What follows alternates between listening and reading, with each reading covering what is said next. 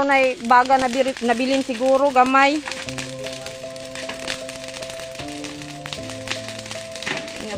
Enero 10 din tuiga, gilamoy sa dakong kalayo ang panimalay ni Mary Jean Dihos Bailoses sa Zone 7 Barangay Lingion. Naog daw ang balay ni Mary Jean ug halos wala sila'y gamit nga nasalbar.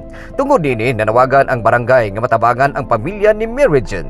Kato Enero 14 gitunol ngadto sa pamilya ang RQPS sa Family Food Packs kanunay sulod bugas ug mga assorted goods. Nakalawat usab kini og 5,000 pesos nga financial assistance gikan sa LGU. Inisyatibo kini ni Mayor Rogelio Inquino agi sa Community Affairs and Development Office ug Municipal Social Welfare and Development Office nga matabangan ang apektadong pamilya bisan sa ginagmay nga paagi. Dugang nadawat sa pamilya ang 2,000 pesos og mga sinina gikan sa mga nagpakabanang individual.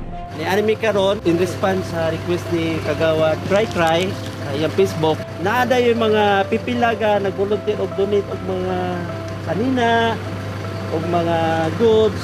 Unya naapoy cash ka naggikas og 2,000 para kay ma'am. Mapasalamaton si Mary Jean sa tanang nga nagtabang kanila.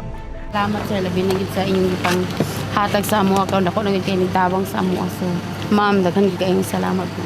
Labi na gid sa imo hawad kay nambot ka pila gid balik-balik wad kay ikaw gigihimo instrumento wad nga maka nasa gid mi mahatag sa amo nga tabang wad daghan gid salamat.